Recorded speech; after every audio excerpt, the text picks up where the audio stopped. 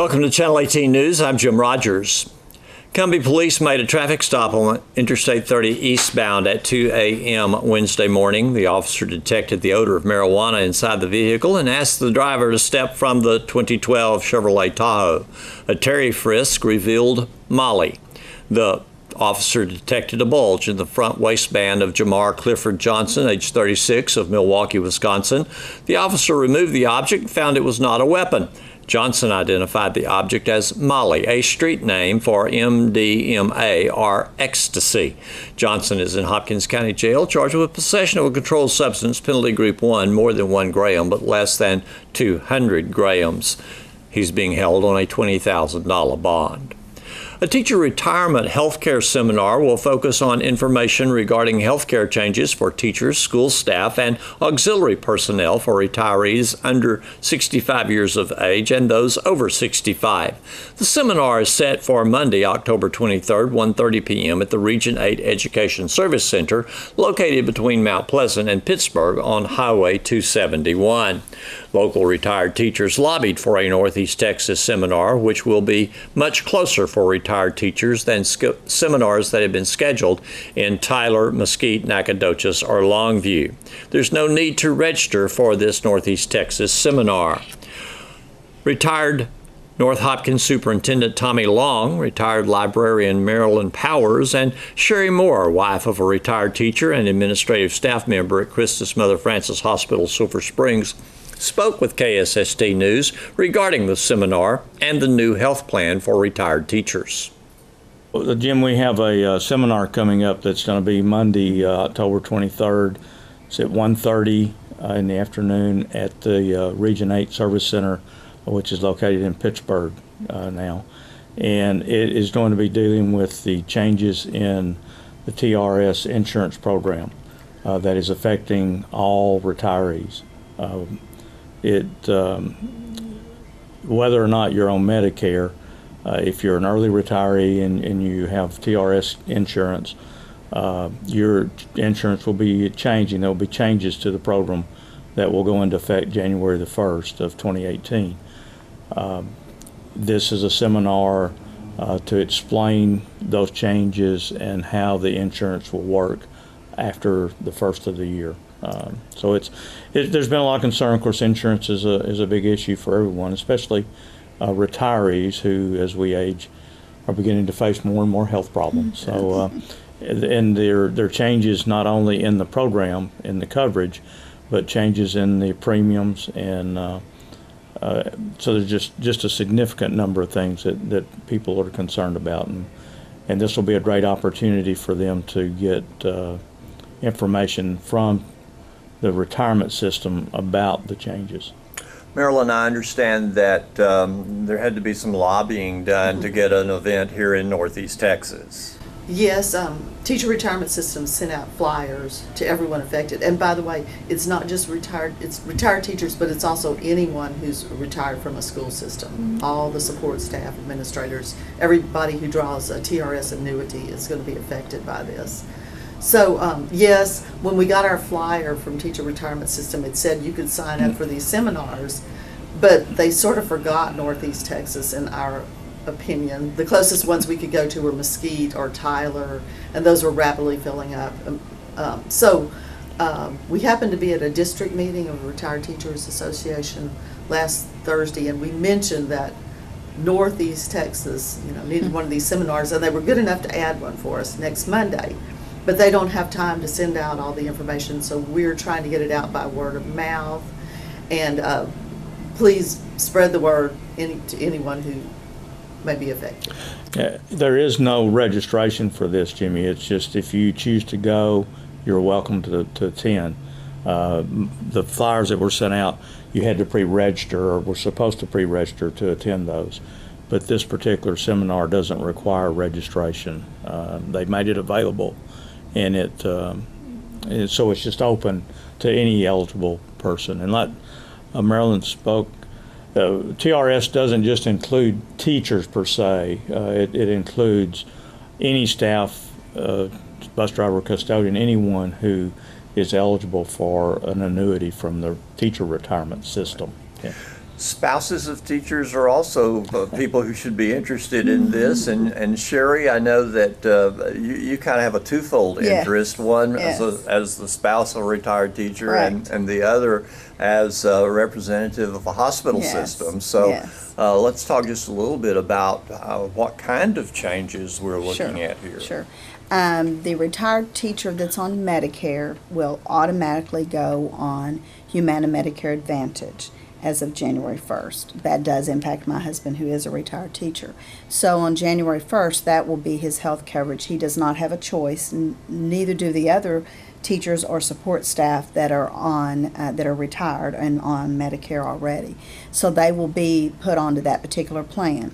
The good news is our affiliation with Christus Mother Francis and Christus Mother Francis in Tyler and Christus Health has allowed us to participate in Medicare Advantage plans. In the past, the hospital has not participated in those. But the good news is we are. And as of 9/1, we actually are on the Humana Medicare Advantage plan, and there's a United Medicare Advantage plan that's available in our community as well. And so we're on both of those plans. Christus, our hospital, and then Christus Trinity Clinic. So all of the providers that work for Christus Trinity Clinic will be in network as well. So that is a positive thing for everyone that's making this change. It is different. It is something they've not had before. So there are my advice to everybody is really understand what you're getting and how it's going to work for you, and you're going to have to advocate for yourself. There's going to be some things that you're going to need to do a little bit different than when you were just on traditional Medicare and a supplement. Traditional Medicare and a supplement, they just paid. You had a little bit of deductible that was there, but they took care of your bills. This is different in that you will have some amount that you owe for your doctor visit, for your hospital stays, those types of things. They did, though, and Marilyn's quick to educate us on this and keep us in the loop. They did, however, draft a different Humana Medicare Advantage plan for teachers. So it's a little bit different structure than what you'll see on a traditional Humana Medicare Advantage.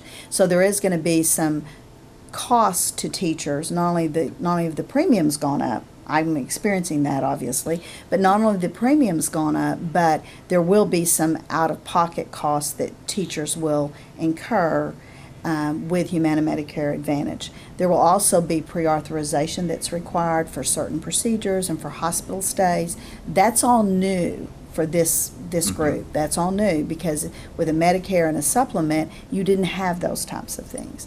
We as a hospital understand that, so we'll do most of the pre-authorization. But again, I kept cautioning the retired teachers last week when I spoke, own your own health care and own your own insurance and understand what you have. It's better to call and be told, oh, you didn't need to call us, than not to call and there be a problem and then you have to pay something. So Marilyn, what are some of the differences as it relates to, she's mentioned a few things, but specifically differences in the Humana plans? Well, my understanding, but I need Sherry's help on this, is that the premiums are rising. They don't look like they're going up real drastically for the person who was the educator.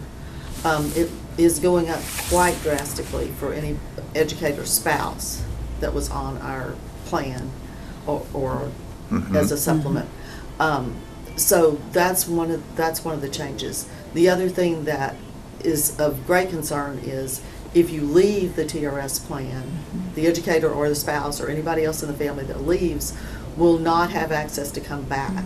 correct. So that's why we want people to have all the information Right. possible while they try to decide if they're going to stay with the state plan or if they're going to go into the market and talk to insurance agents or companies and try to get something on their own. Okay. Yeah, I think that's very important that people understand that if they leave the TRS insurance, there will not be an option to come back. They will not be they won't have that opportunity. School systems in Hopkins County, from Sulphur Springs to North Hopkins to any of the other school systems, the school systems in this county are in many ways the largest employer that we have here in the county when you sum them all together, and so that puts a large number of those retirees in this area, does it not? Yeah, I'm curious. We were given this information last week. This is the newest state update, and I wanted to share with you. I didn't do this a while ago, but in Hopkins County, there are. I was a little surprised. There are 718 annuitants, which mean they're getting a check from the TRS system, that have Hopkins County addresses. But those 718 receive $15.2 million annually in payments. So that's how much retirement money is coming in. So the economy is affected by retired teachers. I would think that is a fairly significant amount. I mean, that's how many retirees we have. They're eligible or they're receiving an annuity payment and their amount of payment on an annual basis. Right. They come into the county. So Our state organization tells us, as they worked with the legislature this last year on all of this, that the average annuitant from the teacher system gets $2,000 a month. That's the average when you take across the board. And so we don't qualify for cost of living increases or anything like some of the Social Security beneficiaries do. So when you raise premiums and you raise deductibles, it has a big impact. Yeah. yes. What kind of percentage-wise do we know how much that increase is going to be in the premium? I don't know percentage-wise, but right now, for example, I'll use my husband. He pays, with the plan that he's on, he pays $100 a month. That's going to go for him to $135 a month, okay? And he's still going to be paying his Medicare part, one's free and one you have to pay for. So he's still going to be paying for that. And so if I was to be added to his plan today, the way that it reads, it would cost us altogether about $535, $533, somewhere in the over 500 range. And then we both would still have the Medicare on top of that, which would be, well over $700 a month for us both to have coverage. So again, you're at some point when it's time for me to retire, I'm going to have to do the math because I don't want to leave the system until I really know for sure that's the wisest decision. What my big caution is you have mass numbers over here with TRS that will help hopefully to control some of the rise in premiums. If you jump over to a supplement, there's going to be increases over here. You're not going to have that number, so there may be some increases over here that you have no control over. So again, I think it's the thought you can't go back that really is makes you hesitate. Yeah, June, the premiums, like mine's $105. It's based on how many years you taught. Correct. It's based on when you retired. We have some people who are paying like 85 that have been retired for some significant time. But the way I understand it is the new premium starting January 1st is going to be $135 for everyone, regardless. So if you were paying 85, you're going to 135. If you were paying 105, you're going to 135. So some of those people who have been retired for a significant number of years are going to get a big increase. It's really hitting some of them pretty hard, and that is in addition to their Medicare. Obviously, they have whatever that might be. So it's hard to say what percent. Like mine is, about a third, but some is going to be maybe as much as 50% increase. And if you have a spouse and the who's spouses being covered under your policy, then it's a big or increase. a family member that's being covered under your policy, it's a much bigger. It's increase. much more significant. Yeah. Again, this seminar is going to be Monday. Yes. And tell us again. At Monday at the Service Center, Region 8, which is located on Highway 271 in north of Pittsburgh, at 1:30. There'll be representatives from, I understand, from the insurance company and TRS, who will be there to present at the workshop. Okay. And the time again? 1:30. 1:30. 1:30. All right. No registration, no pre-registration. If you have an interest, you just show up. And if you have a teacher friend in Northeast Texas, Yes, let be them sure you know. tell them. know. That's Yes, right, yes, that's right. yeah. Thank y'all very much Thank for you being for here. having us. Thank you.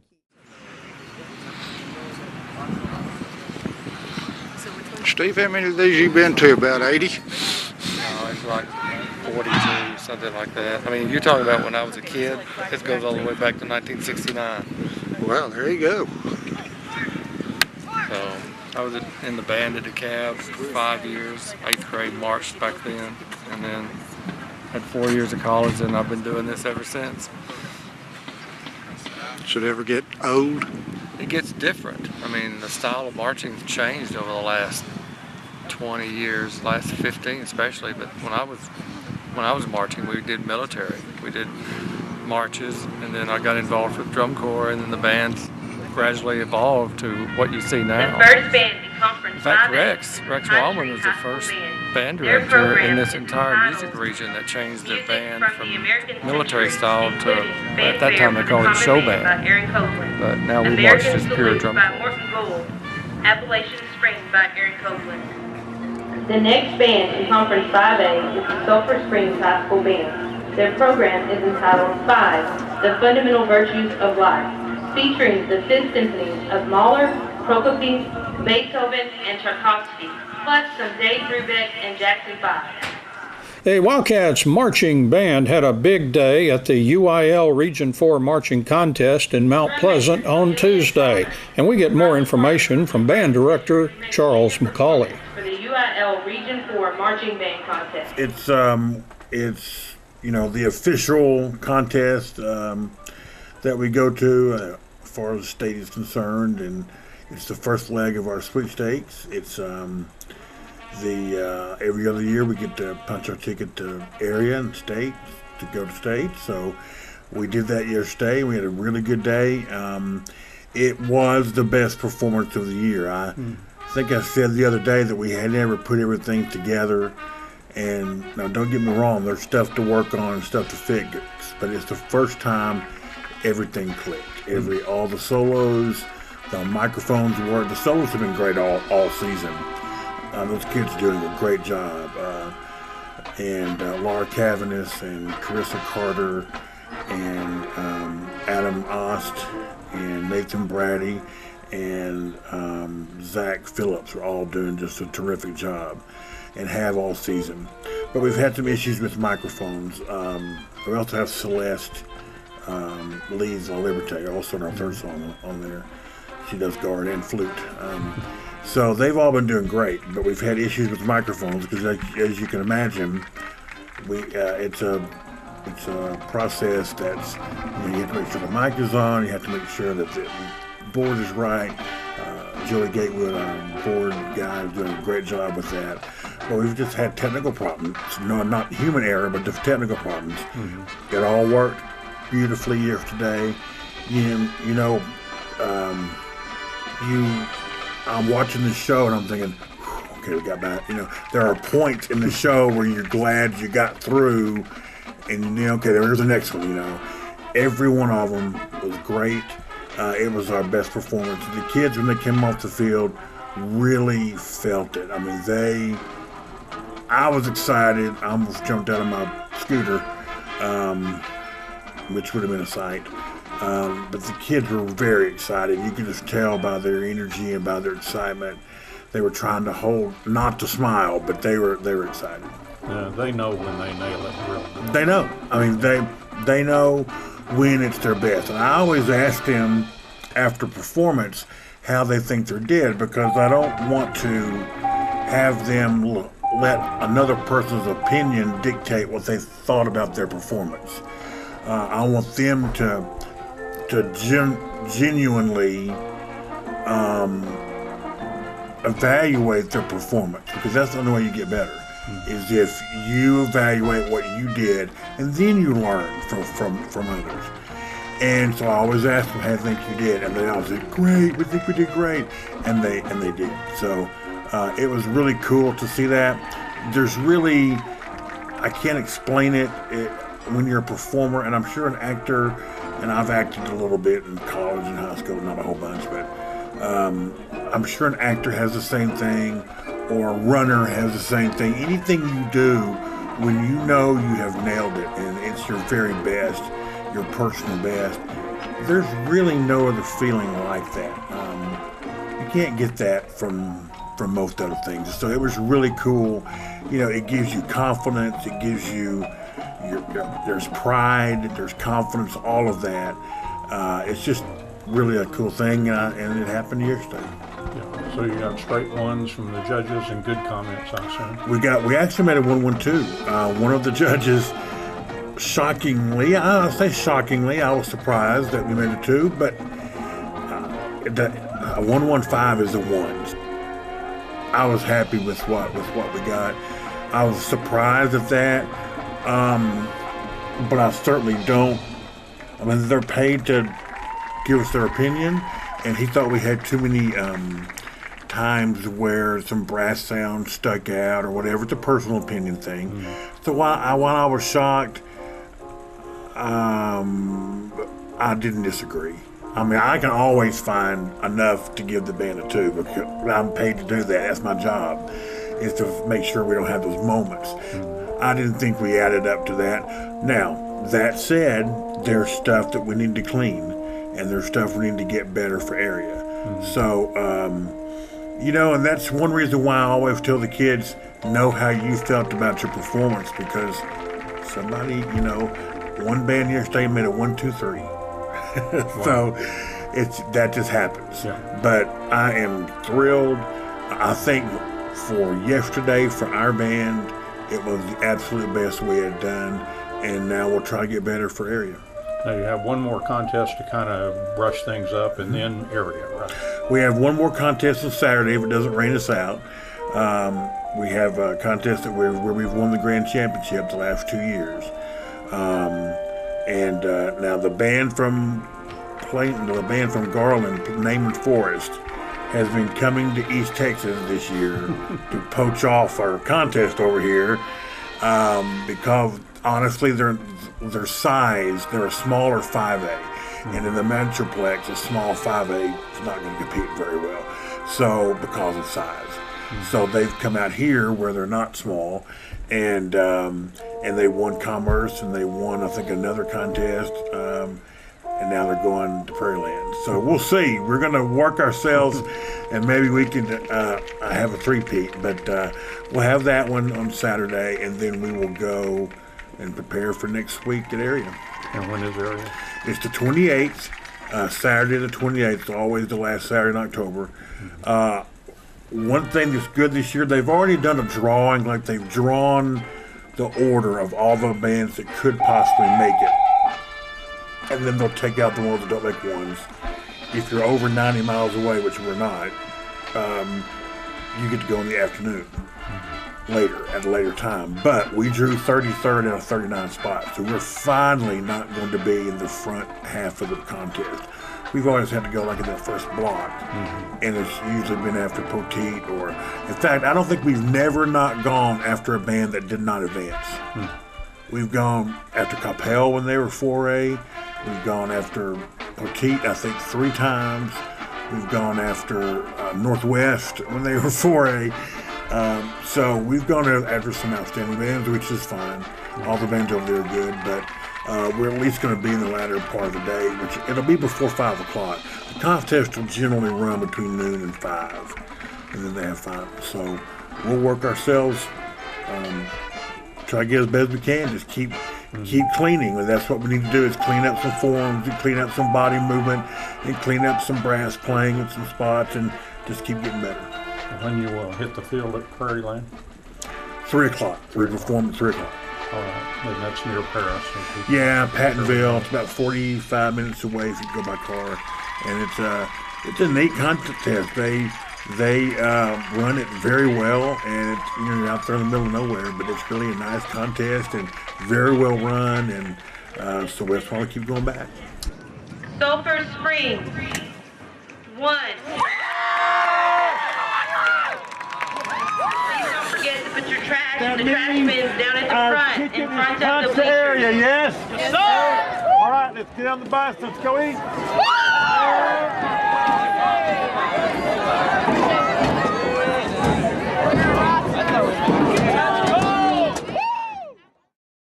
Not only does Hopkins County have its favorite event coming up, Fall Festival, but as far as Texans, your favorite food, chili, is part of that. There's a chili contest on Tuesday, October 24th. There's also a 42 contest for those Texans who love to play 42. Let's find out more from Senior Citizens Director Karen Weatherman. It's going to be Tuesday at the Senior Citizens Center at noon. Tuesday, October 24th, right in the middle of the Fall Festival week. Right in the middle. Tuesday's always Senior Citizens Day. So. Okay. And in years past, we've held it at the Civic Center, but it's at the Senior Center now. Your home place. My home place, yeah.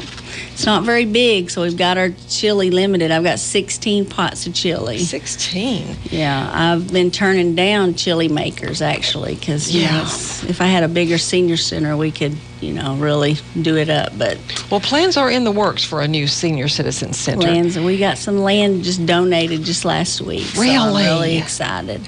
I hope we can do something with that land. Okay. It's actually butts up to Coleman Park. Okay. I mean, it's the Thompson family, Jim Thompson's, his mother and dad own this land, and they just donated it to the senior center to build a senior center. Let us talk more about that and the whole fundraising effort you've been doing for your bigger senior center in just a little bit. Okay. Because you have chili contest and a 42 contest? I have the Earl W. Martin 42 tournament.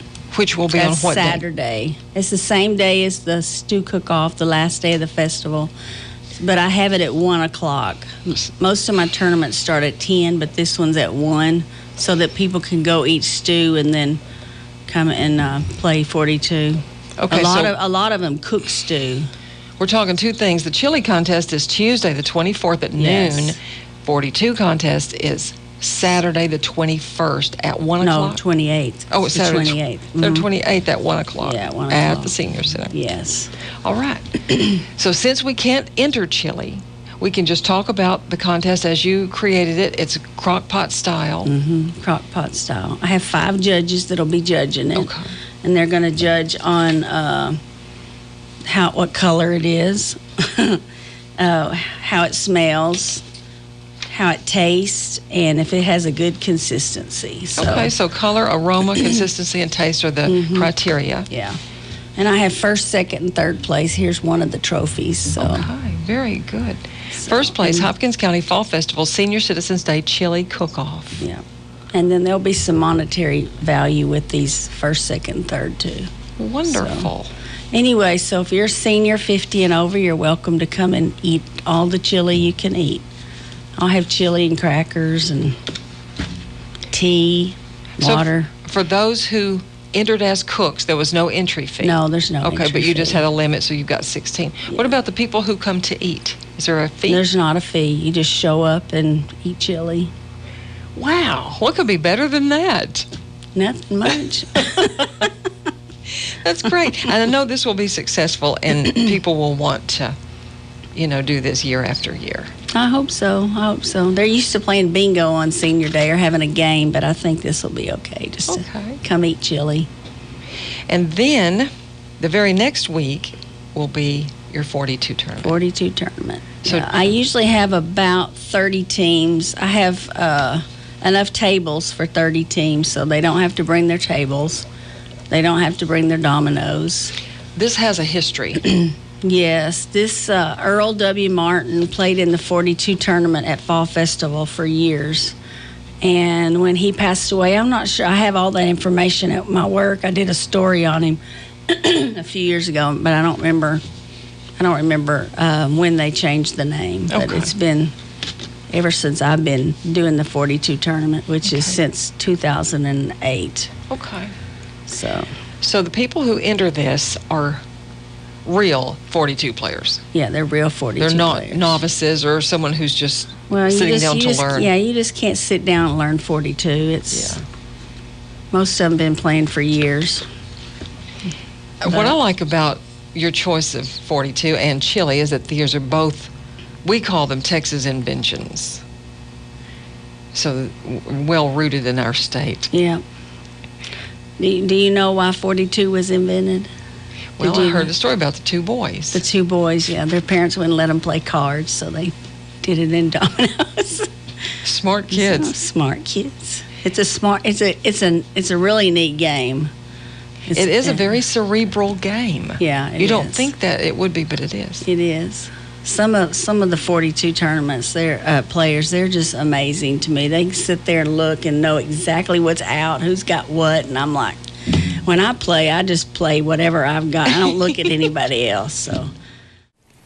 Here's Don Julian with sports. For the second straight match, the Lady Cats volleyball team won a crucial set 5 to take a 3-2 win.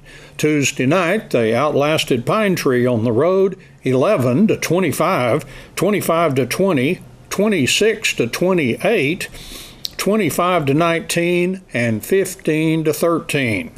Last Friday, they won at home over Texas High 3-2. Lady Cats volleyball coach Justin Manus called Tuesday night's contest a great match. In set 5, the Lady Cats actually jumped out to an 11-2 lead and then held on for dear life. Pine Tree tied it up 11-11 and 13-13, but then Pine Tree served into the net and the Lady Cats got another point serving to win. The Lady Cats assured that they will at least stay tied for first place after the Tuesday games. They are now 9-2 in district play and 26-12 for the season. Pine Tree slips to 7-4 in district play and 21-14 for the season. After a bye on Friday, the Lady Cats wrap up district play against Mount Pleasant at home on senior night next Tuesday. Tuesday night in Pine Tree, Kaylee Jefferson had a team-high 17 kills. Autumn Tanton added 12. Mika Van Bentham had 8. Erica Van Bentham 6. And Maddie Vickery had 2 kills. The setter, Andon Hammock, had 41 assists. Sadie Stroud had a team-leading 4 aces. Libero Maggie McGlamory had 3. Hammock had 2, and Tanton had 1 ace. McGlamory had a team-high 19 digs. Hammock had 16, Amani Taylor had 11, Jefferson had 9, Stroud and Erica Van Bentham had 6 digs apiece. Mika Van Bentham and Vickery had 2 block solos, and Jefferson and Tanton had 1 each. First of all, I just want to say congratulations to everybody involved. It's fun and exciting times. These are always anxious times and uncertainty somewhat, but it's also a neat time to be here and be involved in this. So congratulations to you and everyone else involved, and family and teammates that get to be a part of it too. So this is y'all's day. Lady Cats senior softball outfielder Carly Adams, who also plays travel softball, signed a letter of intent Wednesday to play softball at Central Christian College of Kansas in McPherson, Kansas. Attending her signing were her parents, Kenneth and Mandy Adams, and other relatives. Some of her Lady Cats teammates, Lady Cats coach David Carrillo and his staff, and Central Christian head coach Aaron Annis and his assistant Danny Becker.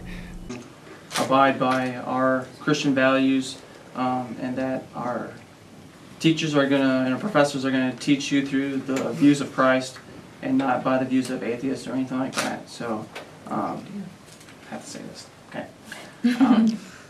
On here, this is basically just to tell you that you're signing your letter of intent saying that you're going to play for us in the fall and spring of 2018-19. And if you're ready, you can do that.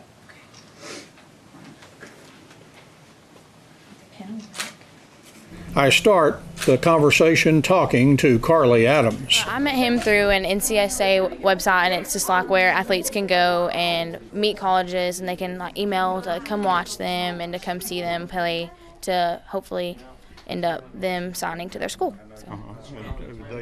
Did they scout you, come see you, and all that kind of stuff, or watch you play? I went to their school, and they got to see me in a scrimmage. They got to watch me play, and they saw a video of me online. So.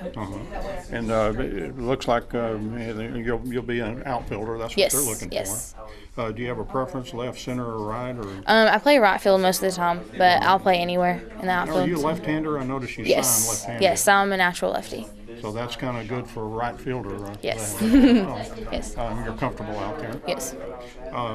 Do they expect you to do any pitching? Have you ever done anything like that? Oh no, I'm not a pitcher. Not the pitcher. Okay. And so you told me when you were in the homecoming court yes. that one of your yes. goals was to get a college scholarship and to play softball in college. Yes, and here sir. you are. Yes, sir. Very exciting. Pretty good stuff. Huh? I'm very blessed to have all the support that I have and to have this opportunity, definitely. And what do mom and dad think about all this? They're excited. They're a little worried about the distance, but I'm at a good place, so I'll be fine. Where is the college located? What town? It is in McPherson, Kansas. McPherson? Yes. Okay. And how do you like that town? I love it. It's a small town. It's a good environment, and that's what really made me like the whole place was the small town environment, kind of like Silver Springs, you know. Yeah. That always helps. Oh, yeah, for sure. I'd forgotten what you told me, your major plans and all that. I'm going to major in education and become a teacher. All right. Yes. But first, you got some softball to play. Oh, yeah. Well, best of luck. Thank you. I also talked with Carly's father, Kenneth Adams. I'm excited for her. She's worked real hard all her life playing softball, and very happy. You remember the first time you ever took her out to something for softball? Was she very young, I'm sure? Oh, you bet. I was her first coach. I'm sorry, I'm getting all choked up here. Oh, well, that happens. That happens. It's a big moment. It is. All right. And your wife's name is? Mandy. Mandy, yes. Okay. Well, best of luck to you, and I hope you're bound to have GPS. Oh, you bet. Yeah, we visited the campus. We was up there 2 days, and it's an exceptional place. Got a young softball program that's growing. I think they're going to be strong, and I know she's in good hands. She's going to be a contributing factor on their team. So, very happy. Thank you. New Central Christian College head coach Aaron Annis is looking forward to having Kaylee Adams on his team. She's a great outfielder. I think she's going to be a great add-on to our program with her bat power and speed in the outfield. We're really excited about it. All right. You think she'll play right away? Or? She's got a good chance as we are very young as a team right now, and but I think she'll have a good chance for sure. Yeah, what kind of tradition do you have there? Well, I've only been in the program for 3-4 months, but from what I know from the past is they haven't been very good athletically, and that's what Coach Baker and myself are working on this year is bringing in new, exciting talent that the program hasn't seen before. Very good, Coach. Thanks for watching Channel 18 News. Have a great evening. What's your role here, Carolyn? I am directing everyone to their table to pick up their bags. Well, let's go see what's in this stuff.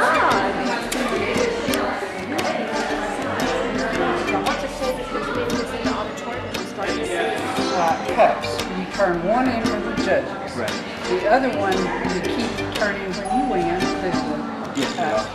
But if it's raining, there will only be when you turn and fill them up and turn them both. Okay. Because we're going to have a drive. Yes, okay. So your label's in here is your gift, and I think you are ready to go. If you'll just sign out that you got it. What do you want?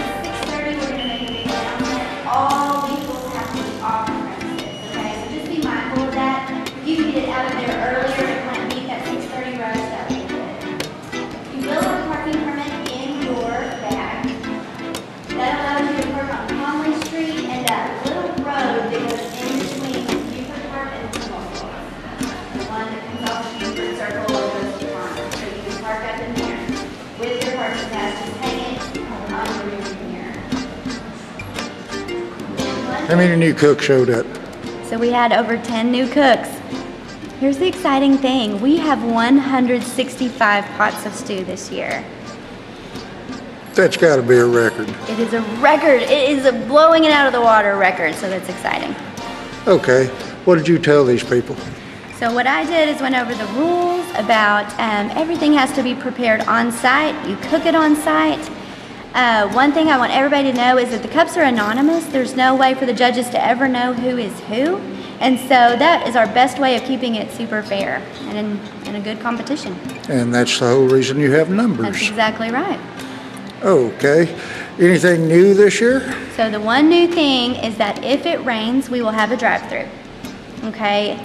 If it does not rain, we are not planning a drive-through. Everybody can just come into the park and enjoy it. If it is raining, we'll have a drive-through where people can come through and get stew. And what's the forecast say? So I checked it today, which is against my rules, because typically I will not do that. Oh, and if I could have just locked it in, it's perfect. It was set a low of 41 and a high of 61, so let's cross our fingers. Hope for it.